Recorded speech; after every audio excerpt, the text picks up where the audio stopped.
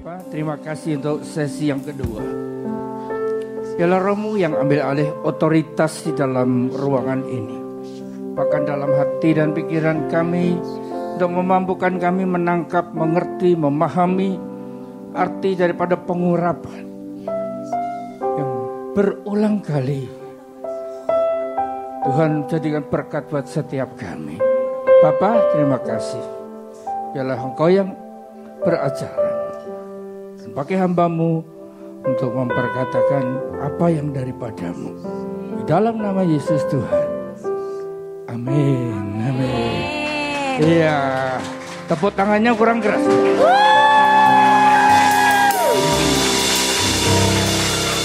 Rasanya lebih keras padaku di karantina dulu. Haleluya. Tuh. Yang gak ikut karantina bingung saudara ya. Silakan duduk. Kalau tadi sesi pertama berbicara tentang praise and worship, saya akan bagikan tentang pengurapan. Saudara, ini karena bukan seminar, saya rasa satu sesi nggak cukup untuk menguraikan pengurapan ini lebih detail lagi. Tetapi hal yang saya mau bagikan adalah mengenai pengurapan itu sendiri. Keluaran 29 ayat 7. Sesudah itu kau ambillah minyak urapan dan kau tuang ke atas kepalanya dan kau urapilah dia. Dari ayat ini kita tahu bahwa ada perintah Tuhan kepada seorang nabi yang mana untuk ditentukan satu pribadi. Berarti pengurapan itu adalah dipilih oleh Allah, dibedakan oleh Allah, dipersiapkan untuk rencana Allah. Itulah tanda perkenanan. Dan itu tanda bahwa Allah akan menyertai dalam kehidupannya. Dengan kata lain, saudara, kalau hari-hari ini kita merindukan itu dalam kehidupan kita, kita perlu mengerti. Kita minta perkenanan Allah menyertai dalam setiap langkah hidup kita. Nah, pengurapan ini di dalam Imamat 8 dan 11 dikatakan dipercikkannya sedikit dari minyak itu ke mezbah 7 kali dan diurapinya mezbah itu serta segala perkakasnya dan juga bejana pembasuhan serta alasnya untuk menguduskannya. Jadi tidak hanya untuk manusia tapi juga untuk perkakas, untuk peralatan. Jadi penggunaan minyak urapan ini bisa untuk manusia, bisa untuk berupa benda yang akan dikuduskan. Nah, dari pengurapan saya tahu bahwa di dalam konteks perjanjian baru, kita mendefinisikan pengurapan ini, kita hidup di dalam kepenuhan Roh Allah. Dan itu yang kita rindukan, walaupun enggak 24 hours a day, kadang-kadang keluar nyelonong kan. Nah, dari situ kembali kita kepada goalnya adalah biarlah hidup kita, hidup yang di dalam pengurapan, hidup yang senantiasa dipenuhi oleh Roh Allah, hidup yang hanya menyenangkan hati Tuhan. Kalau saya coba melihat di dalam perjanjian lama, ada pahlawan-pahlawan iman yang besar, ternyata mereka ini bisa mengalami satu kondisi, satu situasi yang mana membuat kehilangan Roh Allah. Tandanya apa sih? Kalau kita kehilangan Roh Allah itu damai sejahtera itu hilang. Sukacita itu lenyap. Kalau digambarkan kehidupan dari hari lepas hari, yang orang yang suka uring-uringan. Siapa yang suka uring-uringan? Siapa yang masih suka pikirannya udah ya, bisa nyanyi, tidur tak nyenyak, makan tak enak. Iya. Mimpi bisa bikin kaget-kaget. Ini gambaran orang yang sedang kehilangan hadirat Allah. Dan kalau nggak menyadari, maka kondisi ini akan membuat Kita ini mengalir bukan lagi di dalam roh, tapi kita mengalir di dalam daging. Maka nggak heran semakin kita mengalir dalam daging, semakin nggak keruan, semakin amburadul. Tadi istilahnya apa? Acak-adul. Acak-adul. Nah, itulah yang terjadi. Mari kita belajar. Belajar dari siapa? Dari nama-nama pahlawan yang besar ini di dalam Alkitab, bahwa sebagai manusia kita nggak mungkin lepas dari tantangan, masalah, persoalan. Kadang-kadang kita pun kalau jatuh walaupun tak tergeletak, tapi kalau kita nggak menyadari, ya kita benar-benar tergeletak dan kehilangan hadirat Allah. Hal yang pertama adalah nama Daud. Daud ini merupakan seorang raja yang pada waktu dia berbuat salah, kita semua tahu salahnya. Dia menginginkan Batseba, bahkan sampai suaminya pun Uria dikirim ke medan perang supaya terbunuh. Bayangin kondisi seperti ini terjadi, kemudian ditegur oleh seorang nabi. Saudara tahu nabi siapa? Tuh, lulus kom ya. Baik. Tetapi peristiwa itu, ya, seorang raja ditegur oleh seorang nabi, orang yang punya kuasa. Itu biasanya ya nggak mau untuk dibilang salah. Tapi kita menemukan ada ayat yang memberikan gambaran sekilas apa yang dialami oleh Daud, yaitu pada Mazmur 51 ayat 11. Sembunyikanlah wajahmu terhadap dosaku, hapuskanlah segala kesalahanku. Ini ditulis setelah dia ditegur oleh Nabi Nathan, bagaimana dia melakukan dosa dengan kepada Tuhan melalui Batseba dan Uria. Jadikanlah hatiku tahir ya Allah, dan perbaharuilah batinku dengan roh yang teguh. Perhatikan ayat 13. Janganlah membuang aku dari hadapanmu, dan janganlah mengambil rohmu yang kudus daripadaku. Kalau melihat ayat ini menggambarkan bagaimana Daud itu mulai terbuka. Saya percaya pada waktu dia melakukan itu dia nggak ingat kok. Kalau ingat Tuhan pasti yang nggak akan lakukan tak? Tapi pada waktu dia terlanjur dan telah berbuat dosa, maka disitulah yang dia alami. Ayat 14. Bangkitkanlah kembali kepadaku kegirangan karena selamat yang daripadamu, dan lengkapilah aku dengan roh yang rela. Berarti girangnya hilang, kegirangannya lenyap. Coba lihat sebelahmu, masih ada? Masih?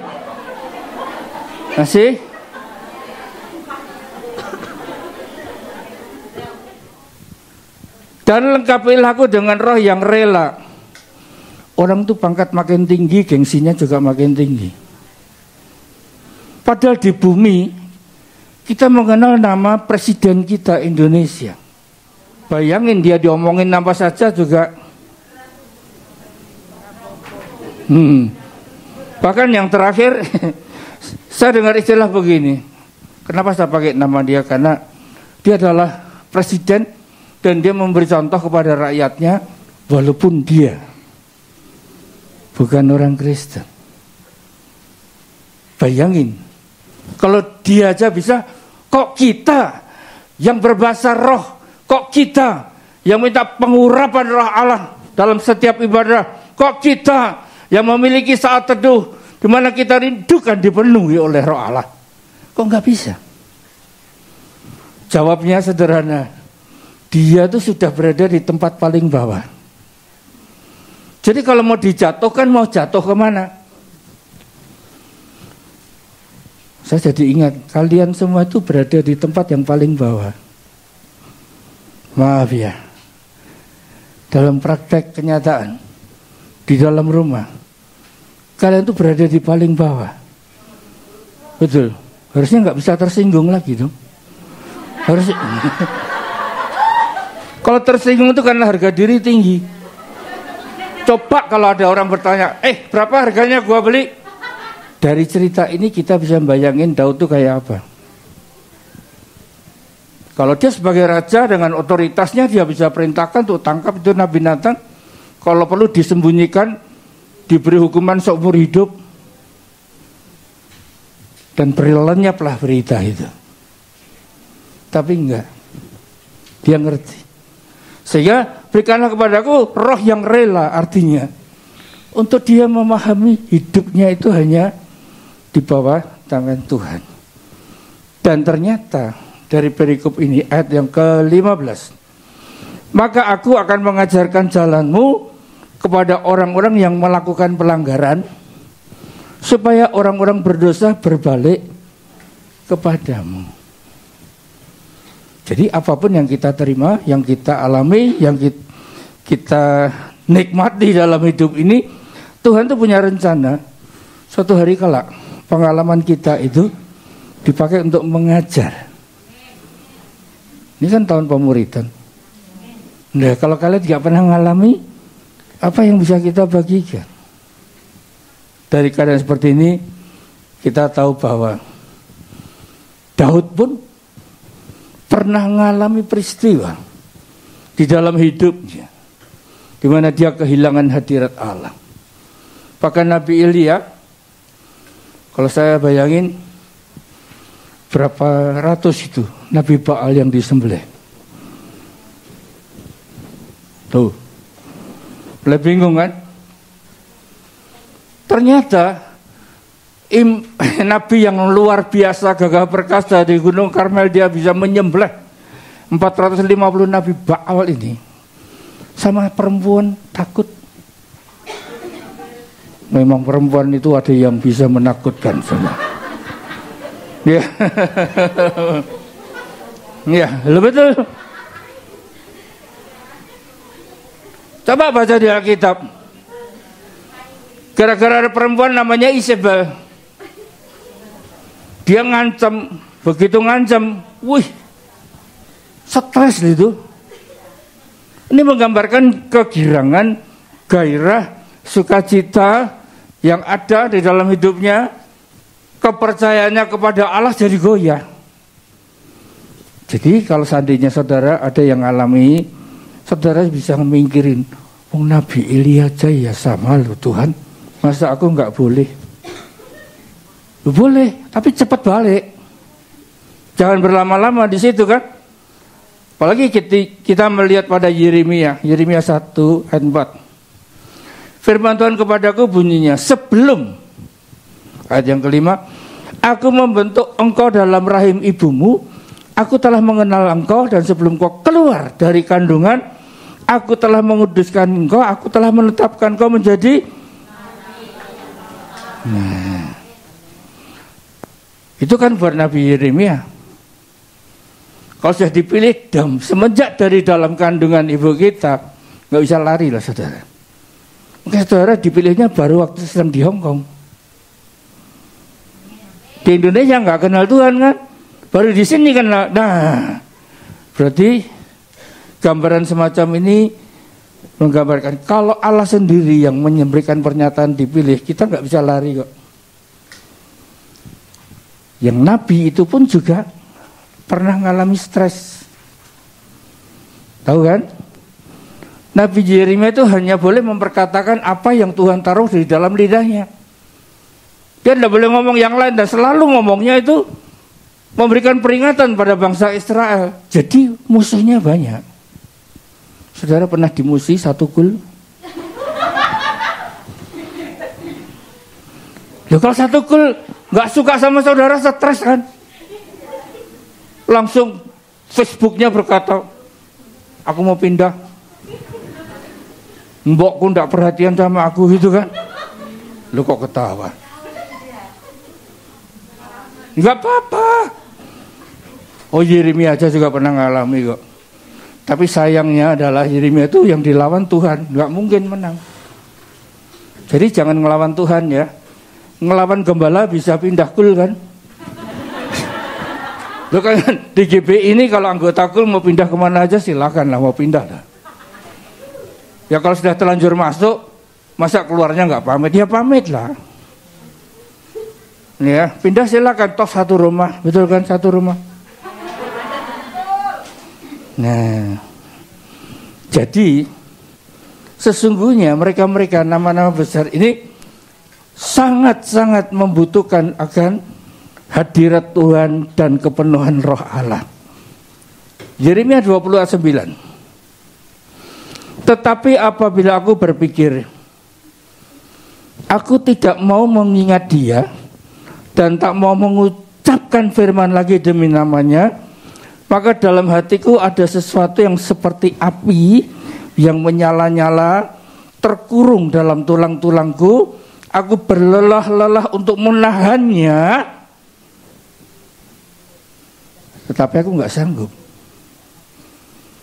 Saya percaya kalau sudah dipilih oleh Allah, kalau ada yang mau mundur, ada yang nggak mau lagi untuk Tuhan-Tuhanan, ya mungkin teman-teman kita ada yang di luar begitu kan, minta sama Tuhan, Tuhan kirim apimu Tuhan, biar itu muncul terkurung di dalam tulang-tulangnya dia.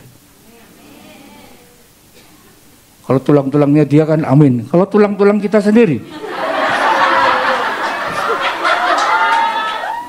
kan kita bikin barbeque di rumah sendiri kan. Tapi memang betul, saudara. Kita mau kemana? Lari ke gunung yang tinggi, Roh Tuhan ada di sana. Ke lembah yang dalam, ada. Ya. Pindah PT yang lain, ketangkep. Ya, dari cerita itu. Nah, ini gambaran daripada pengurapan. Di mana pengurapan itu dirindukan menjadi prioritas, karena itu gambaran daripada Allah memenuhi kita dengan rohnya, sehingga kita melakukan apa yang dia perintahkan, dan hidup kita hanya untuk menyenangkan Tuhan. Jadi kalau kita udah mulai berpikir tentang pengurapan, jangan berbondong-bondong, urabiku, urabiku. Tahukah bahwa pada waktu kita naikkan pujian itu Tuhan kondisikan aku senantiasa penuh Roh Kudus, supaya apa yang aku pikirkan, perkatakan, dan perbuat itu hanya menyenangkan hati Tuhan. Jangan berpikir kalau sudah diurapi sampai gemeter-gemeter, sampai jungkir balik gitu, saudara. Ya betul, nanti pelayan-pelayan akan ambil bagian menopang saudara kalau saudara harus mengalami itu. Tapi kan enggak senantiasa. Ada hal yang justru saya mau bagikan kali ini adalah Pengkhotbah 10 ayat 1. Lalat yang mati menyebabkan urapan. Iya.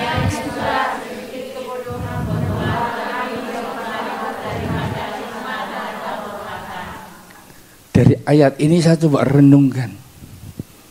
Sudah berapa hari ini, hari Minggu, saya minta Tuhan berikan sesuatu yang baru, supaya kita ini semua mengerti. Jangan cuma mengejar tapi kita nggak bisa pertahankan. Mengejar sesuatu tapi kita nggak mengerti benar apa yang bisa terjadi dalam kehidupan. Nah, lalat yang mati bukan lalat yang hidup. Kalau hidup itu bisa terbang lagi, mencolok sebentar pergi lagi. Tapi lalat yang mati itu berarti sudah mulai tinggal di situ, menyebabkan urapan. Dari pembuat urapan berbau busuk. Saya percaya di ruangan ini nggak ada yang mau diurapi dengan minyak jelantah bekas goreng gurami.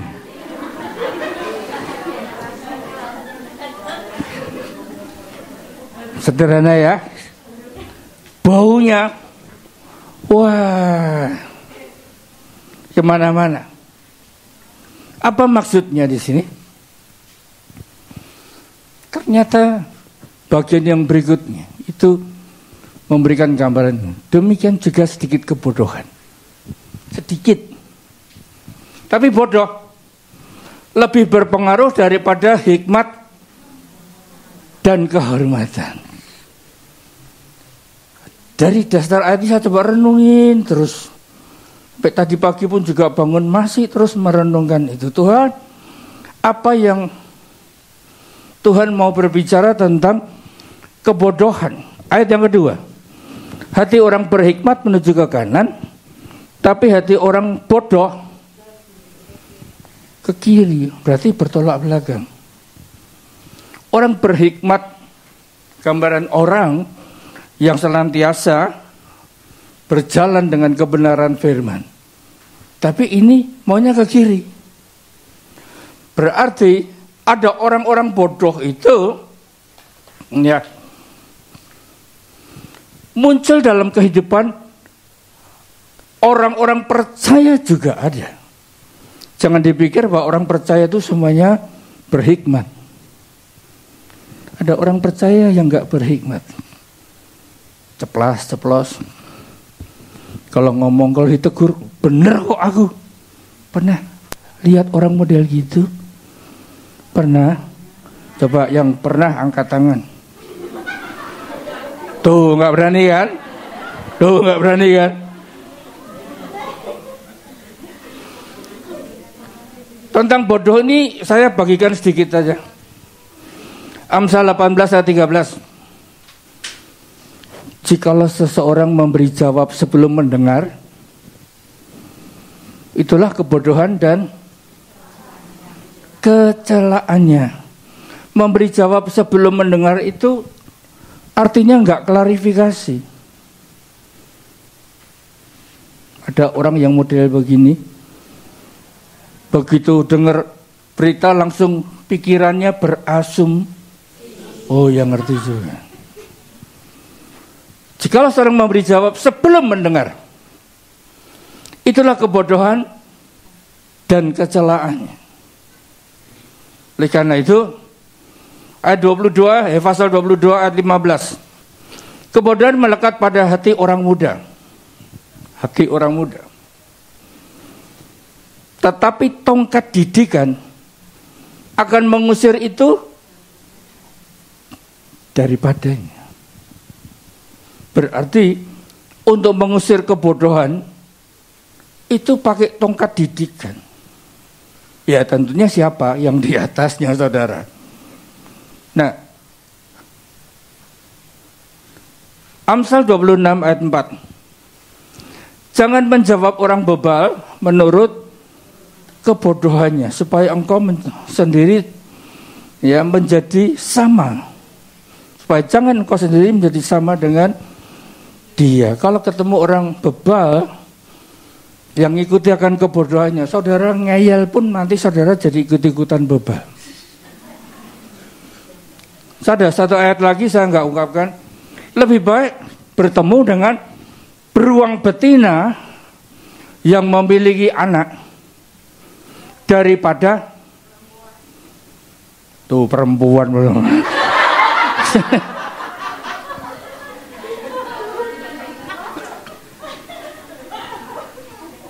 Saya cuma bayangin gini, beruang betina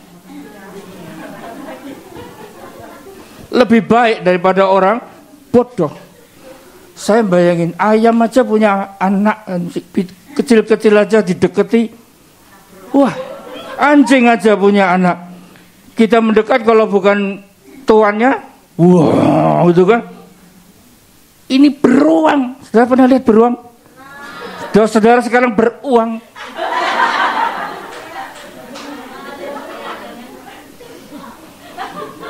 Untung beruang nih, coba. Lebih baik ketemu dengan beruang betina. Kalau kalimatnya begitu kan orang wanita yang punya uang. Wah, gitu kan. Beda ini ya. Nah, sekarang dari gambaran ini fokusnya itu adalah bodoh. Jangan sampai kebodohan itu membuat urapan yang Tuhan percayakan dalam hidup kita itu jadi busuk. Saya harap ini tangkap dulu. Kalau orang yang diurapi, kemudian orang berhikmat jalan ke kanan, dia jalan ke kiri. Sementara dia keluar dari pengurapan, pengurapannya akan bau. Dengan kata lain, orang lain itu nggak akan percaya. Ini yang dikenan oleh Allah. Bertobat aja enggak kok. Betul kan?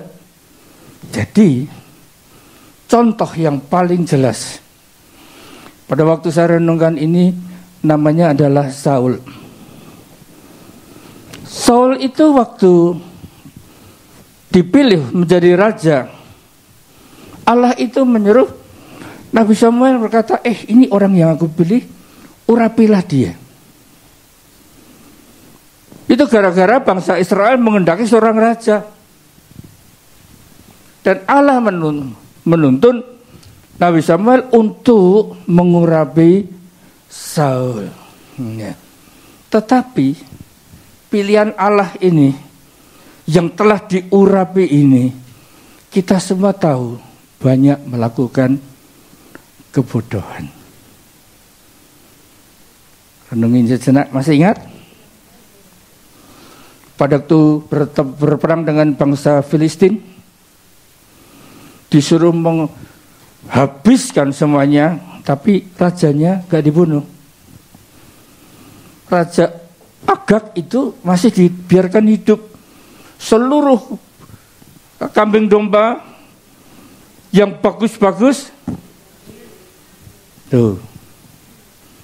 Berarti ini gambaran orang bodoh yang gak ngerti apa yang Tuhan kehendaki.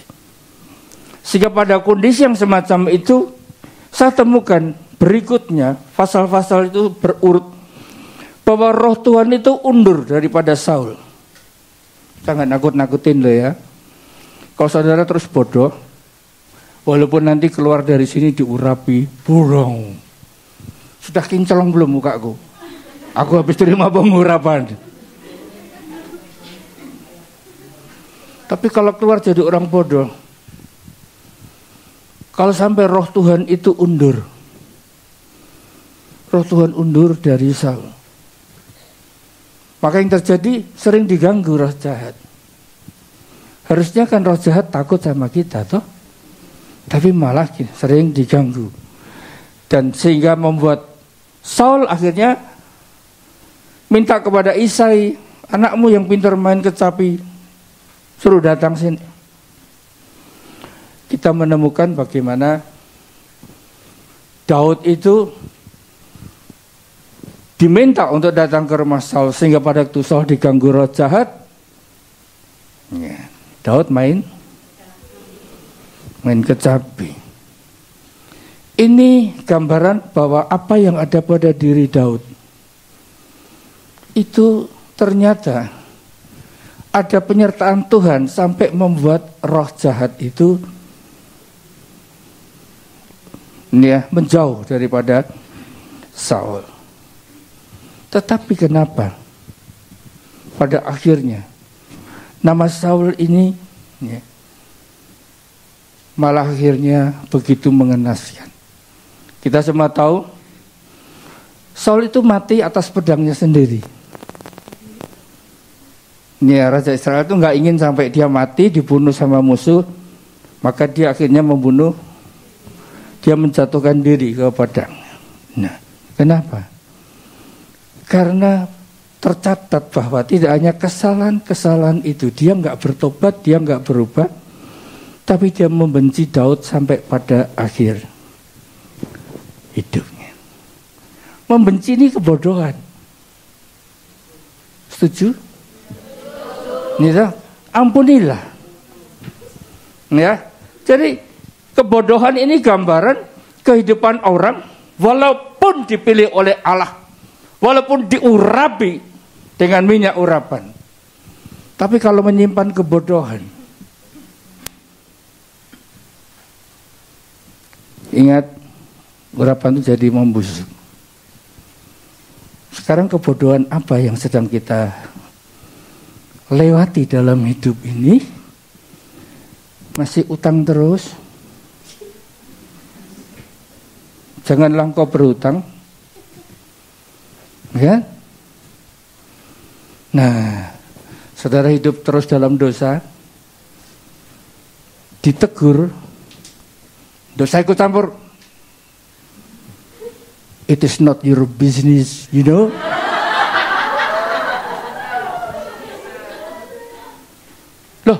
Ada loh. Udahlah, jangan urusan, urus mau kamu sendiri aja, belum tentu masuk surga kok. Ada sana. Saya tahu ada orang-orang yang sulit melepaskan kebodohan, sulit melepaskan orang-orang yang sedang menentang hikmat, yaitu kebenaran. Ada orang yang hidup di luar kebenaran firman Allah, dan dia nggak mau berbalik. Kalau berbalik, seperti Daud, diampuni loh. Betul kan? Ini gambaran kehidupan manusia yang Tuhan itu tahu bahwa ada kebodohan-kebodohan, dan kalau kita diingatkan, ya kita ditegur oleh pimpinan, baik itu dari koordinator sampai kepada penilik gembala gul, bersyukurlah supaya kita ini nggak terus bodoh. Jadi lama-lama ya bisa lebih menakutkan dari beruang betina. Oleh karena itu, yuk kita hampiri Tuhan. Jika ada kebodohan yang sedang membelenggu kita,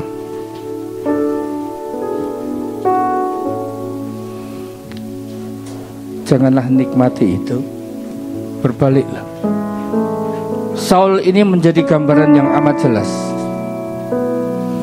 jelas akhir hidupnya tidak mendapat perkenanan Tuhan. Berulang kali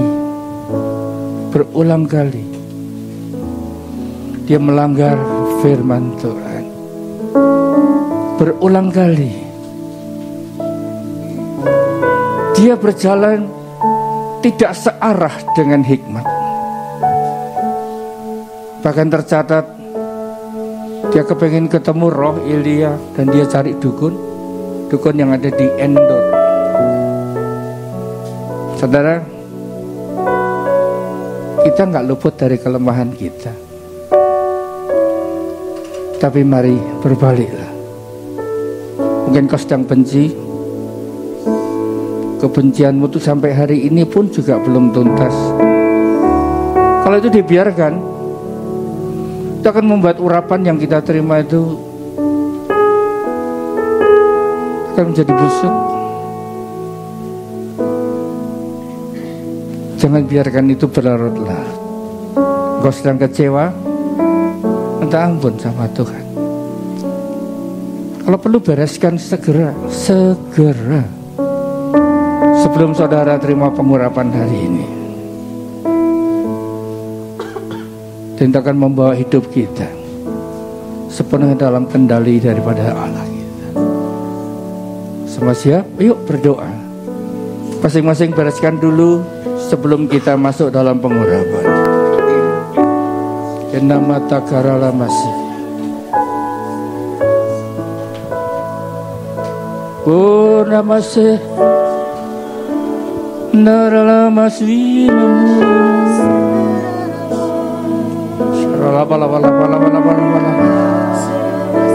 Mungkin kau sedang kecewa, kau sedang membenci, kau sedang berjatuh dalam dosa. Hampiri Tuhan. Berikan aku hati dan roh yang baru ya Bapa.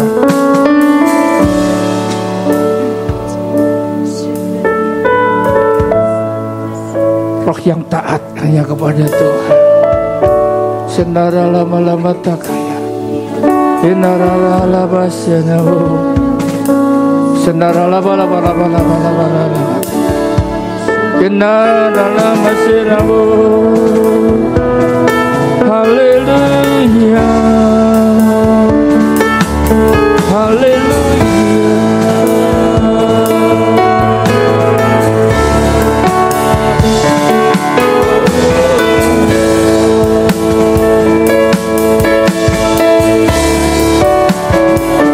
Mari selesaikan di hadapan Tuhan sebelum engkau nanti menerima pengurapan.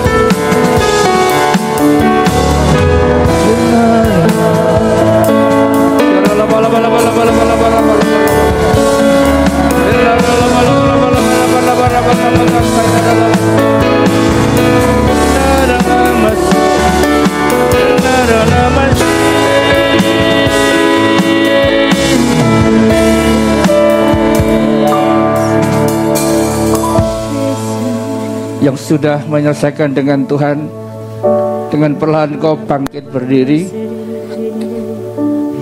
untuk terima pengurapan yang baru.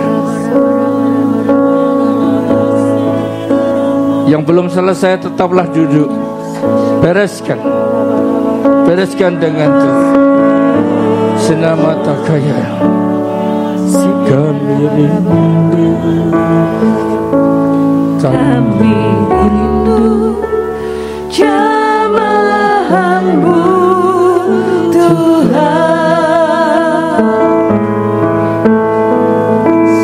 seperti sungai yang mengalir